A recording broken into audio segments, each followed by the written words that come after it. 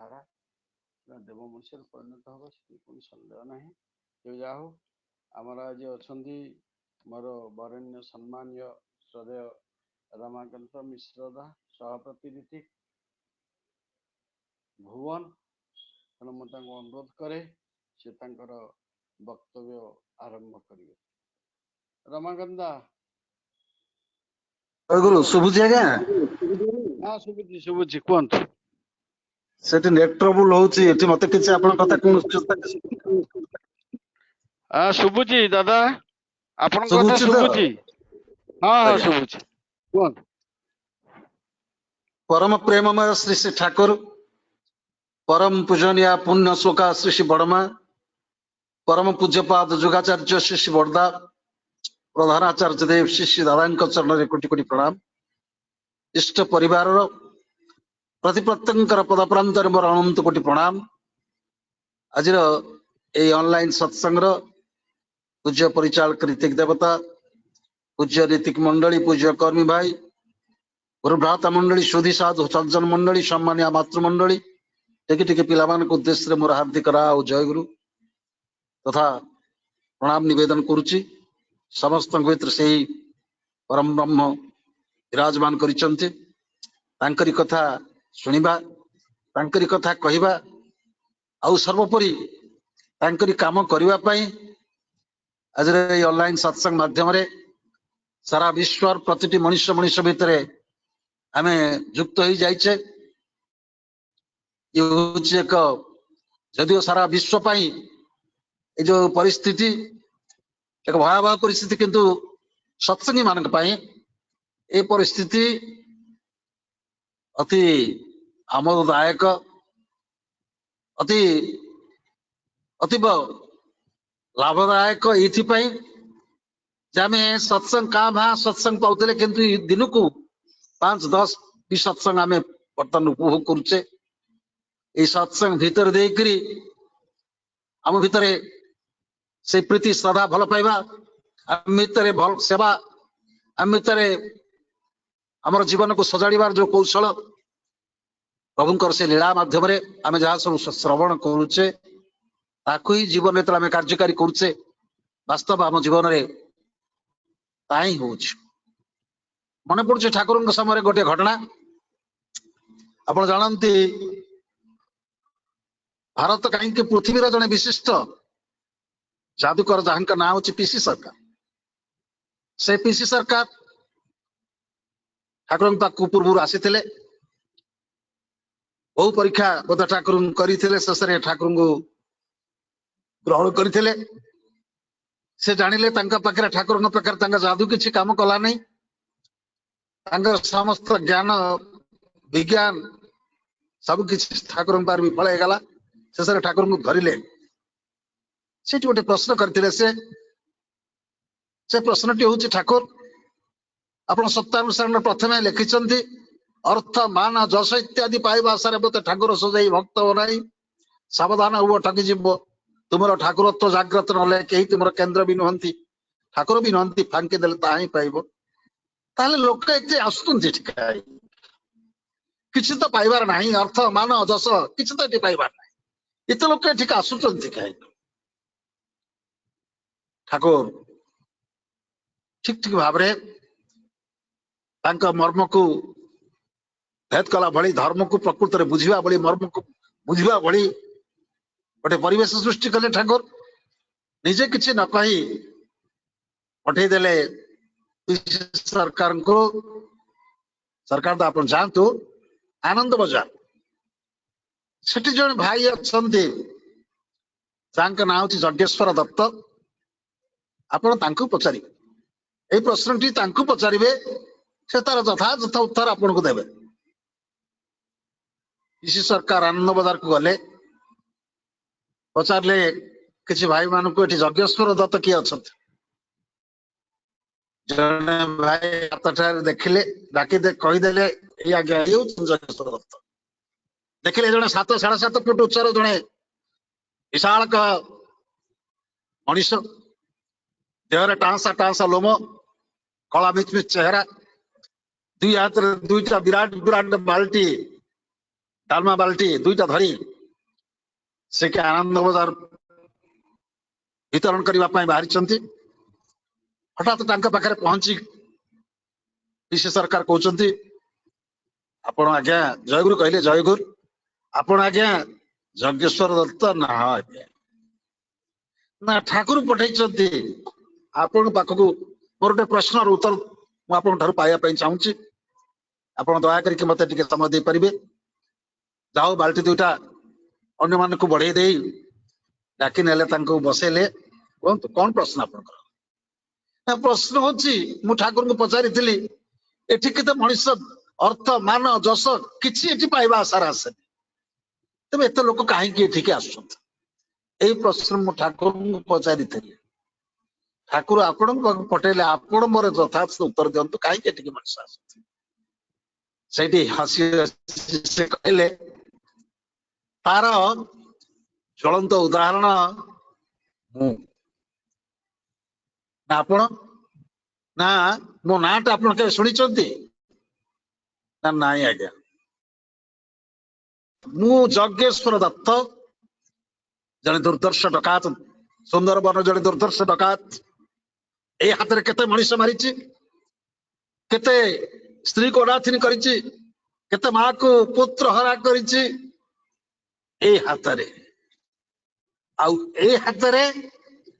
एठी आसी डालमा बाल्टी बाल्टी बाड़ी धरिक मु डालमा बाड़ुची अन्न बाड़ुची वितरण करुच्ची जो आनंद पाउची जो सुख पाउची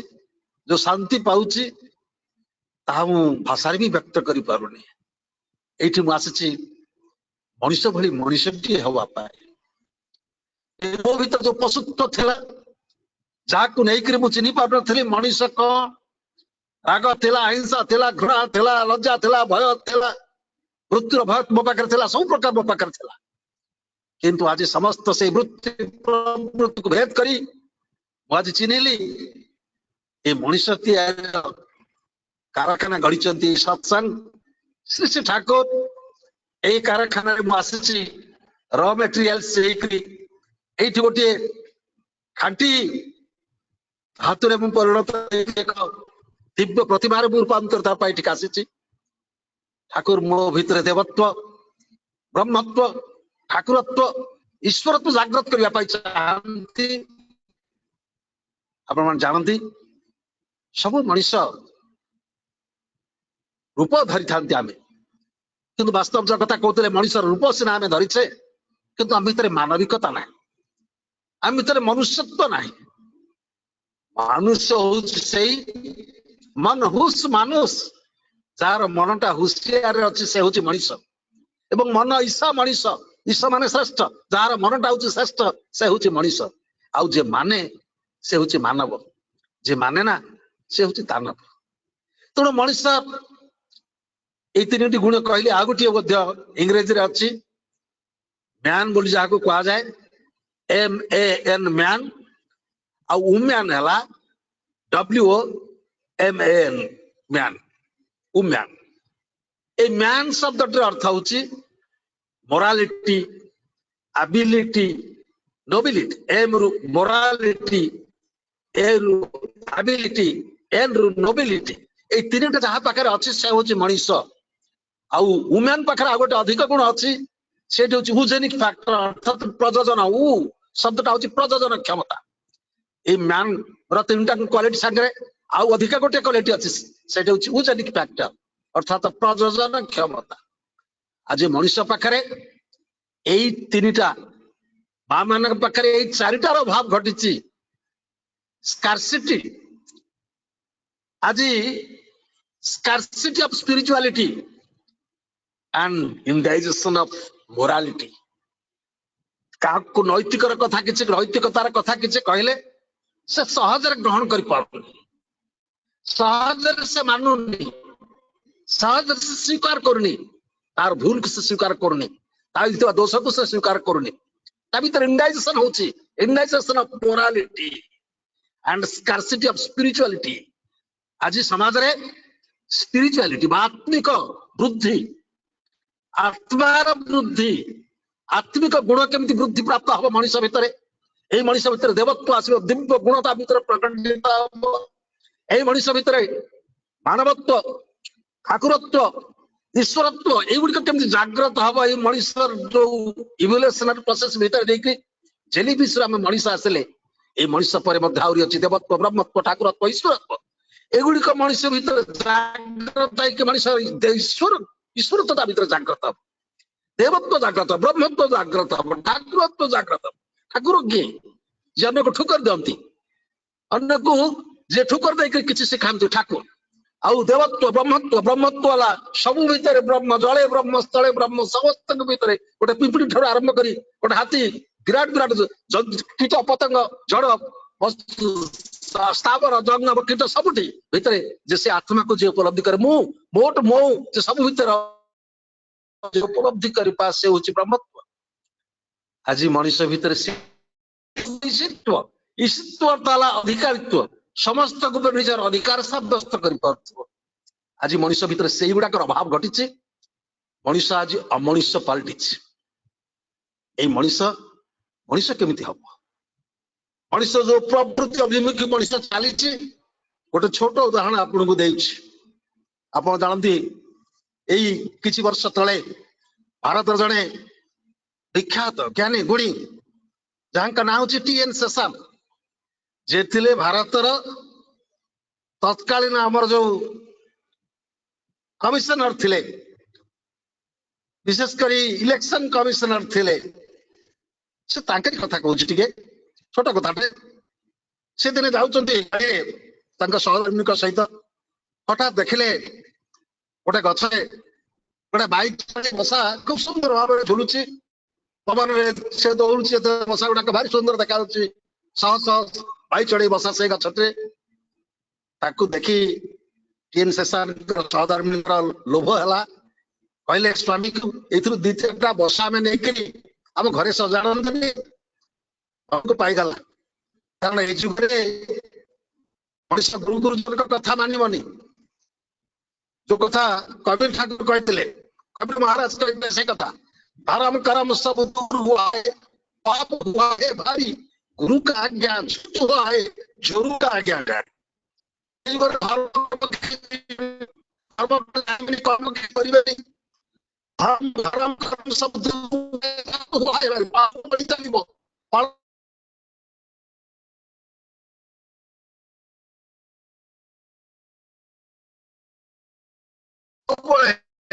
ଜଡିତ ହେଇକି ଥିବ। କାହିଁକି? ଗୁରୁ ଗୁରୁଜନ କଥା ମାନିବନି, ଦେବତାଙ୍କ କଥା ମାନିବନି, ପୁରାଣ ଶାସ୍ତ୍ର କଥା ମାନିବନି, ମାନିବ ଗୁରୁ ଚୋରୁ ଆଜ୍ଞା।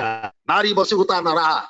ଏ କଳିଯୁଗର ଲକ୍ଷଣ ହଉଛି ନାରୀ ବସିଭୂତା ନରହା। ସ୍ତ୍ରୀ ଯାହା କହିବ ତା କଥା ମାନିବା ପାଇଁ, ସେ ଯେତେ ବଡ IAS ଅଫିସର, ସେ ପ୍ରଧାନମନ୍ତ୍ରୀ, ରାଷ୍ଟ୍ରପତି ହଉନା କାହିଁକି। ଆଜି ସମସ୍ତଙ୍କର ପ୍ରବୃତ୍ତି ଏଇଭଳି ଚଳନ। ତେଣୁ ଟି.ଏନ୍. ଶେଷାନଙ୍କ କଥାଟିକୁ ମନଟା ପାଇଲା, ସାଙ୍ଗେ ସାଙ୍ଗେ ଡ୍ରାଇଭରକୁ କହିଲେ, ଏ ଗାଡି ରଖ, ଯା ଏଥିରୁ କେମିତି 2-3ଟା ବସା ଧରିକି ଆସ। ଡ୍ରାଇଭର ଦେଖିଲା ସେ ଗଛ ଚଢି ପାରିବନି, ଖୋଜିଲା ପାଖରେ କିଏ ଅଛି, ଦେଖିଲା ଜଣେ ଗାଈଆଳ ପିଲା ଗାଈ ଚରଉଛି। କହିଲା, ଆରେ ପିଲା, ତୁ ଏଇ ଗଛ ଚଢି ପାରିବୁ ନା? ହଁ ଆଜ୍ଞା ଚଢି ପାରିବି। ନା ଏଥିରୁ 2ଟା ବସା ତୋଳିକି କାଢିକି ଦିଅନ୍ତୁନି? କହିଲା, ନା ହେଇପାରିବନି, ମୁଁ ବସା ଦେଇପାରିବିନି। ଭାବିଲା ବୋଧେ କିଛି ପ୍ରଲୋଭନ ଚାହୁଁଛି। କହିଲା, ନେ 100 ଟଙ୍କା ପକେଟରୁ ବାହାର କଲା, 100 ଟଙ୍କା ନେ, ଗଛ ଚଢି 2ଟା ବସା ଆଣିକି ଦେ। କହିଲା, 100 ଟଙ୍କା, 1000 ଟଙ୍କା ଦେଲେ ବି ହେଇବନି, 1,00,000 ଟଙ୍କା ଦେଲେ ବି ହେଇପାରିବନି। ଆଚ୍ଛା,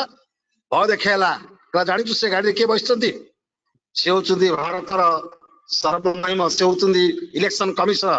ସିଏ ପ୍ରଧାନମନ୍ତ୍ରୀ, ରାଷ୍ଟ୍ରପତିଙ୍କୁ ସେ ସବୁ ଠିକ ବସେଇ କରିପାରନ୍ତି।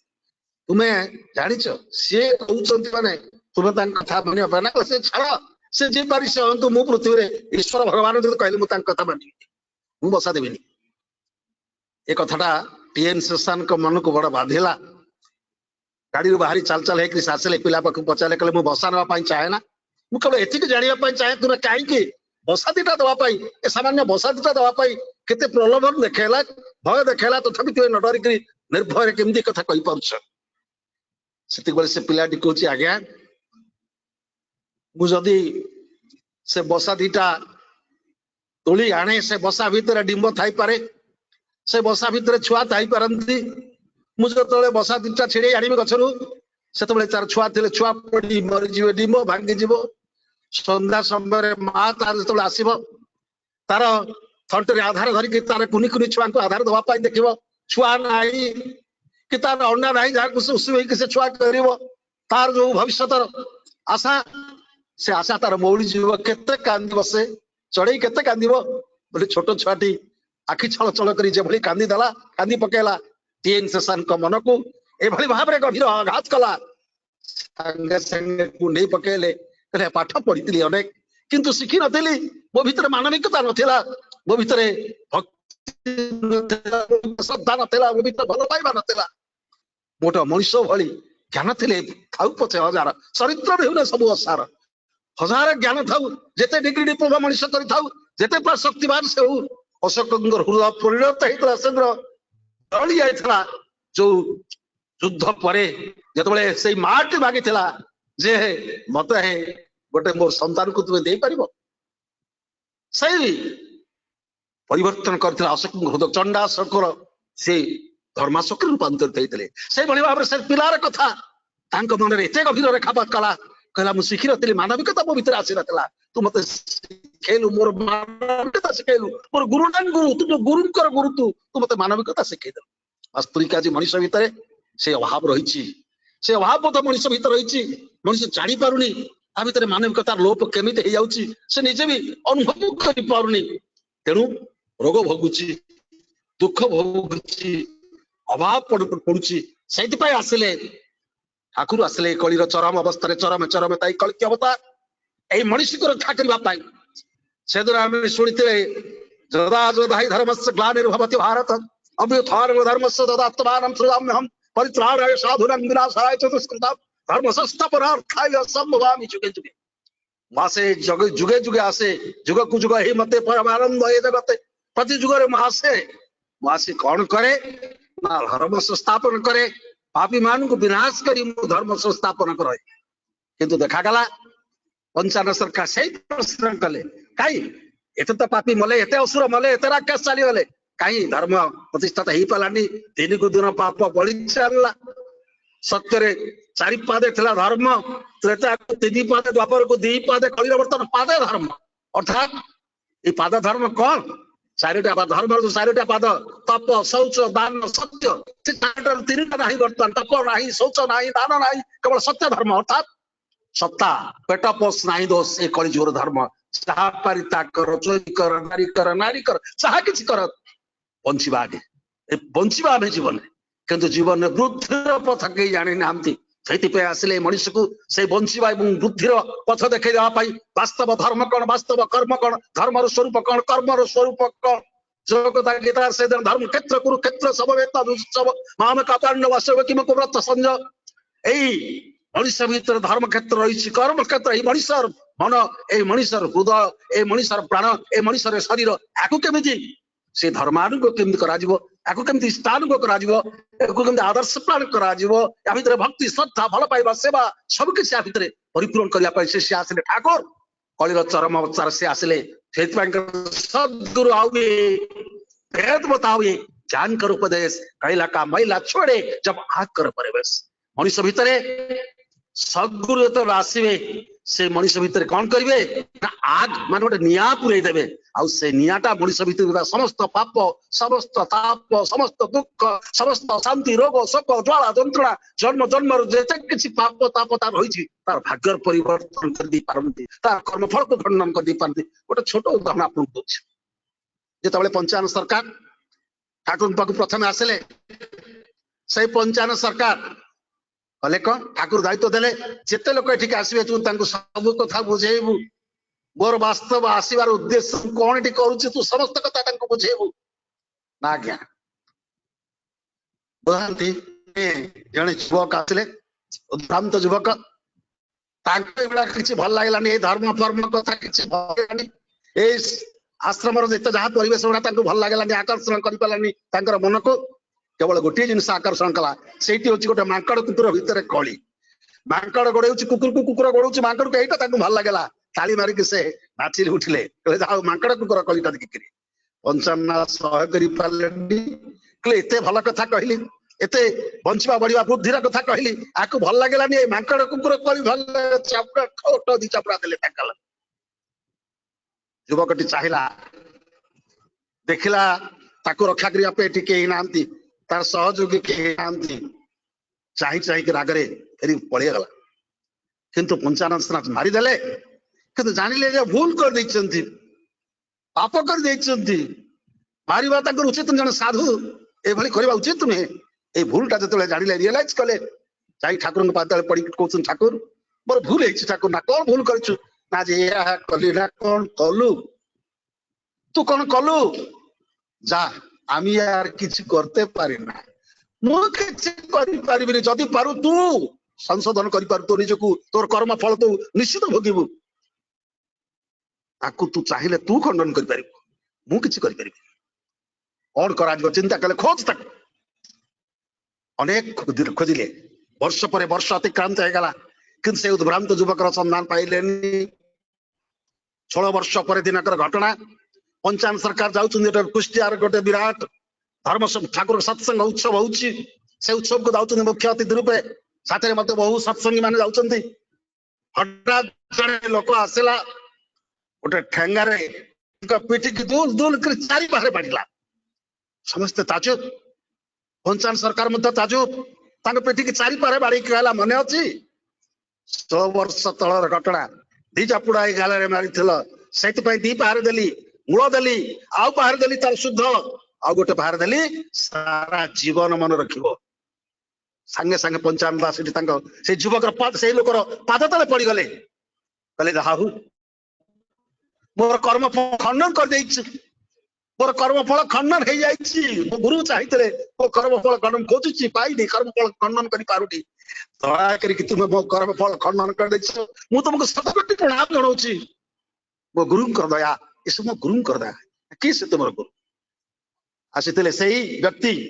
पंचायत के साथरे बुझी पाले जे चारि पारे बारी लेडी किंतु मो पादर पड़ी कहूँ मो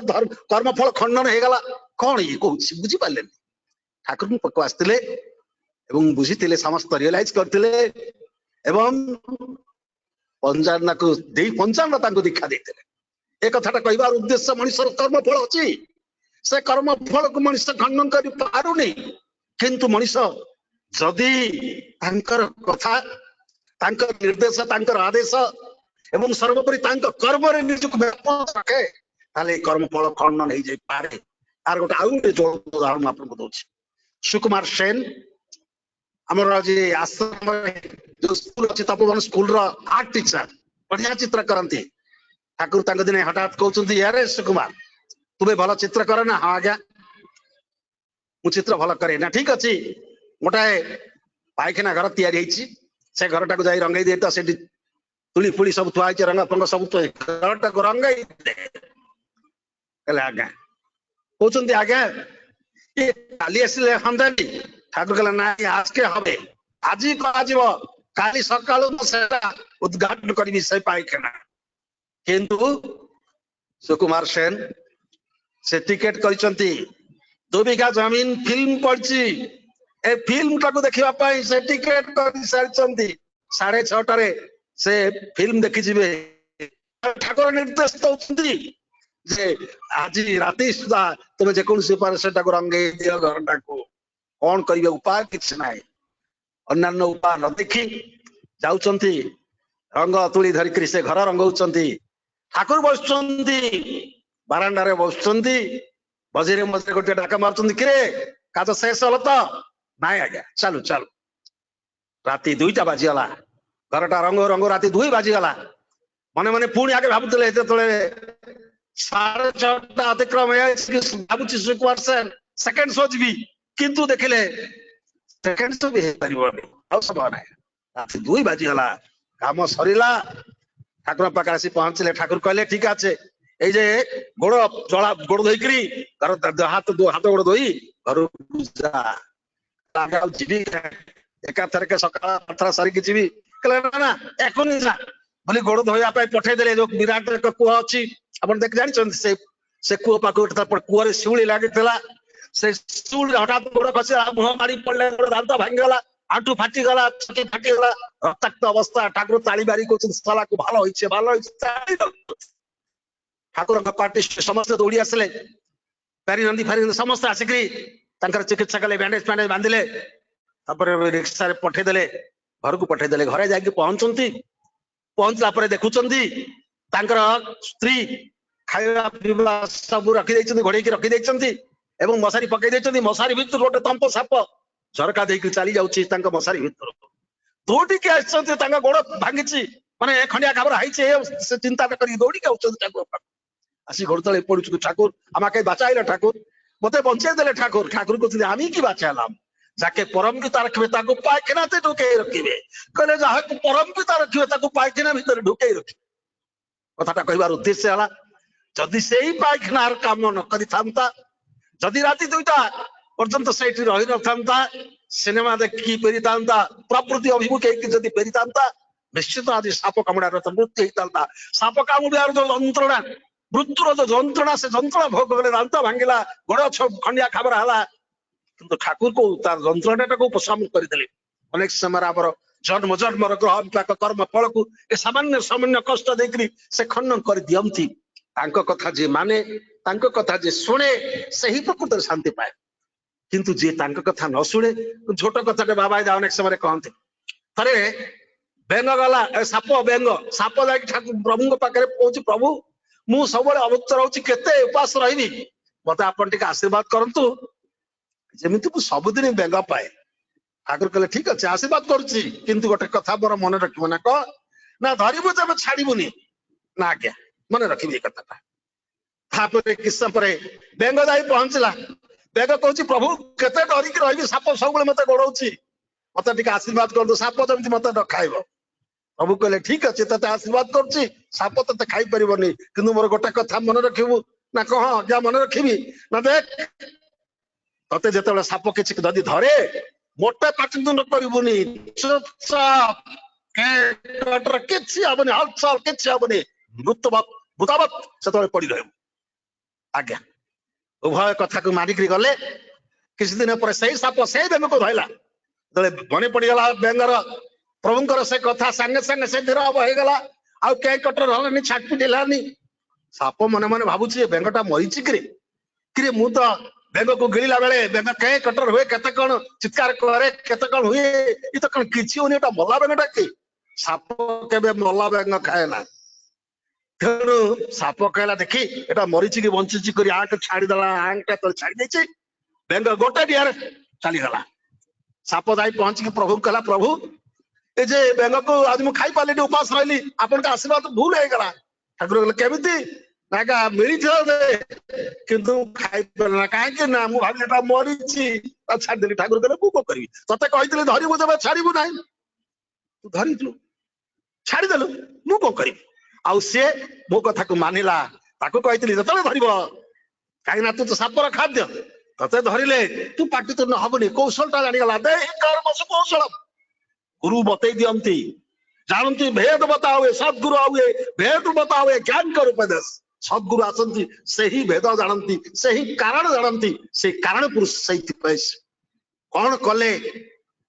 ମଣିଷ ବଞ୍ଚିବ କଣ କଲେ ମଣିଷ ଭିତରେ ରୋଗ ଶୋକ ଦୁଃଖ ଜ୍ୱାଳା ଯନ୍ତ୍ରଣା ଅଭାବ ଅନାଟ ଏସବୁ ଚାଲିଯିବ ସତ୍ସଙ୍ଗର ଉଦ୍ଦେଶ୍ୟ ହଉଛି ସେଇଆ to fight against death disease disintegration poverty miseries ଏ ସବୁର କାଟିବା ପାଇଁ ଏକମାତ୍ର ବାଟ ଠାକୁର ଦେଲେ ଇଷ୍ଟବୃତ୍ତି ସ୍ୱସ୍ଥ ବିଶ୍ୱ ଏ 5ଟା ନିୟମକୁ ତୁମେ ଯଦି ଜୀବନରେ ପରିପାଳନ କରି ଚାଲ ନିଶ୍ଚିତ ଭାବରେ ଏ ରୋଗ ଶୋକ ଦୁଃଖ ଜ୍ୱାଳା ଯନ୍ତ୍ରଣା ଅଭାବ ଅନାଟରୁ ତୁମେ ରକ୍ଷା ପାଇବ ଆଉ ଯଦି ନ କର ପୃଥିବୀରେ ଏମିତି କୌଣସି ଶକ୍ତି ନାହିଁ ତମେ ଏଇ ବିପଦ ସାଂସାରିକ ଜଞ୍ଜାଳ ଭିତରୁ ତମକୁ ମୁକ୍ତି ଦବ ତୁମକୁ ଆନନ୍ଦ ଦବ ତୁମକୁ ସୁଖ ଦବ ତୁମକୁ ଶାନ୍ତି ଦବ କେହି ନାହିଁ ତେଣୁ ସଦ୍ଗୁରୁ ଯେତେବେଳେ ଆସିବେ ସେହି କେବଳ ଶାନ୍ତିଦାତା ସେହି କେବଳ ମଙ୍ଗଳଦାତା ସେହି କେବଳ ମୁକ୍ତିଦାତା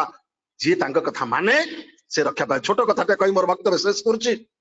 ଆପଣ ଜାଣନ୍ତି ଗୋକୁଲ ମଣ୍ଡଳ ଜଣେ ବିରାଟ ଡାକ୍ତର ସେ ସମୟରେ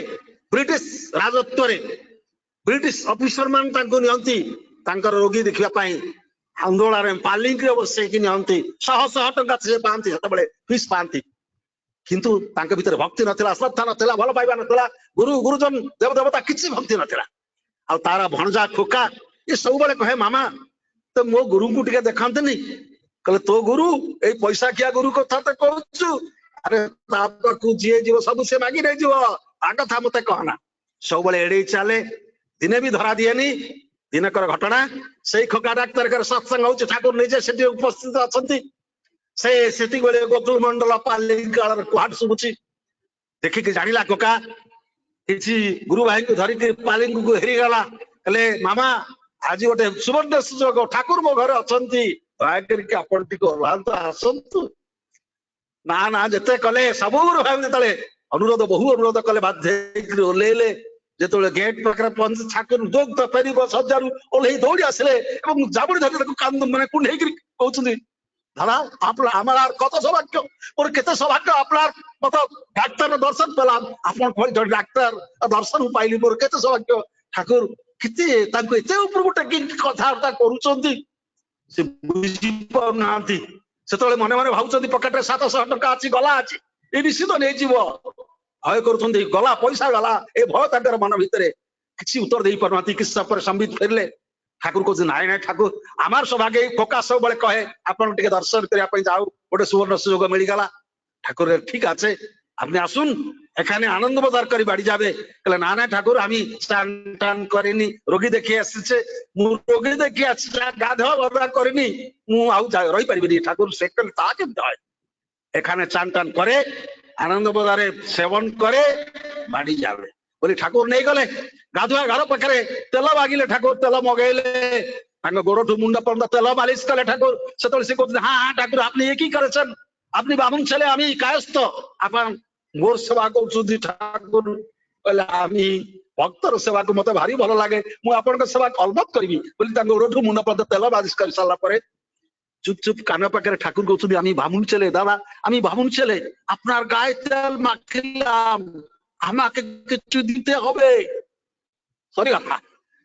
খারাপ হয়ে গেল গোকুল মন্ডল মন খরা কালা গলা আর বাটে ভাই ধরা দেইছি ভালু হাতরে আর উপায় কিছু নাই কোন করিব বাধ্য হয়ে শেষে কলা ঠিক ঠিক আছে আমি দিব কহিদেলা মু দেবি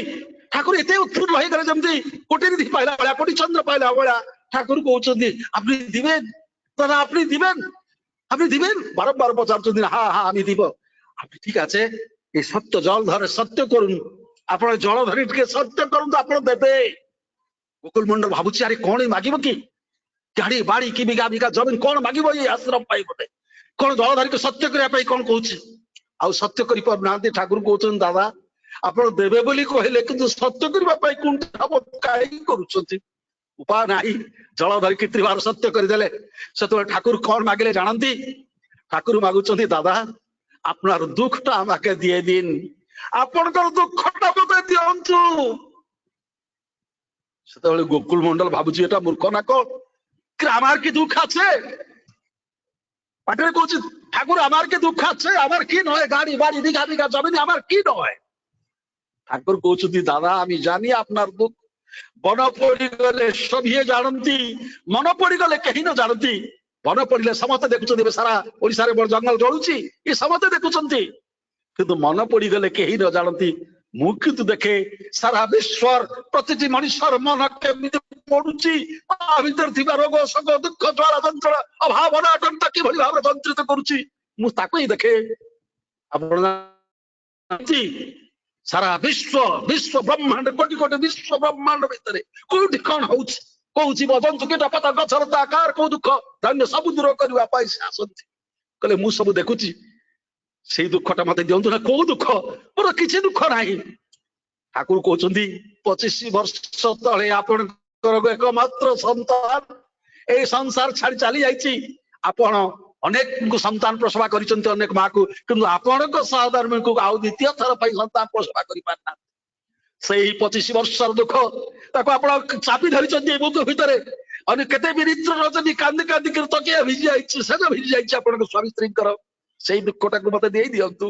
सेते भले गोकुल मंडल कहूछि ठाकुर से दुःख मु देबी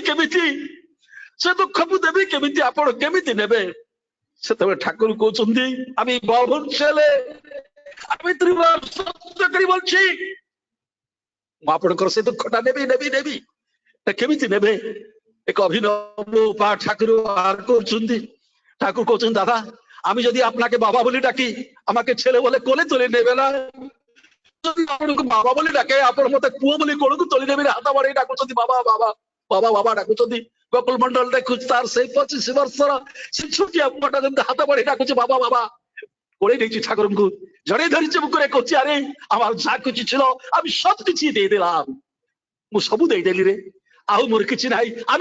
আমি তোর ସବୁଦିନ ପାଇଁ ରହିଗଲା। ଗୋକୁଳ ମଣ୍ଡଳ ସେଇ ଆଶ୍ରମ ରହିଗଲା, ସବୁଦିନ ପାଇଁ ରହିଗଲା ଡାକ୍ତର ଗୋକୁଳ ମଣ୍ଡଳ। ତା ଭିତରେ ବିରାଟ ଜ୍ଞାନ ଅହଙ୍କାର ଥିଲା,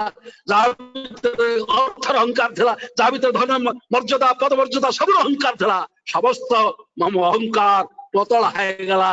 ସେ ଅହଙ୍କାର ଶୂନ ହେଇଗଲା। ସେଇ ମଣିଷ ଠାକୁରଙ୍କ ପାଖରେ ରହିଗଲା, ପରମ ଭକ୍ତ ହେଇକି ରହିଗଲା। ପ୍ରତି ଯୁଗ ଯୁଗ ଆସନ୍ତି ମଣିଷକୁ ସେଇ ଶିଖେଇକି ମଣିଷ ଭିତରେ ସଞ୍ଚରଣ କରନ୍ତି, ପ୍ରେମ ସଞ୍ଚରଣ କରନ୍ତି, মনুষ্যত্ব সঞ্চালন করতে। তেমন পুরুষোত্তমে সেন দেখুন সঞ্চালনের অধিকার এমন কোন থাকতে পারে, এমন কোন থাকে না। তো আসন্তু আজের এই পরম চরম লগ্ନରେ আমি সমস্ত তাঙ্কু জীবনে ଯୋଉମାନେ ଧରିଛେ ଆମେ ତାଙ୍କୁ ଅନୁସରଣ କରି ଚାଲିବା, ଆଉ ଯୋଉମାନେ ଧରି ନାହାନ୍ତି ତାଙ୍କୁ ଯାଜନ କରି ତାଙ୍କ ଭିତରେ ସେଇ ସଞ୍ଚରଣ କରିବା, ସେ ଜ୍ଞାନ ସଞ୍ଚରଣ କରିବା, ସେ ପ୍ରେମ ସଞ୍ଚରଣ କରିବା, ସେ ଭକ୍ତି ସଞ୍ଚରଣ କରି ଗାଉଥିବା ବନ୍ଦେ ପୁରୁଷୋତ୍ତମମ୍ ବନ୍ଦେ ପୁରୁଷୋତ୍ତମମ୍ ବନ୍ଦେ ପୁରୁଷୋତ୍ତମମ୍। ଜୟ ଗୁରୁ।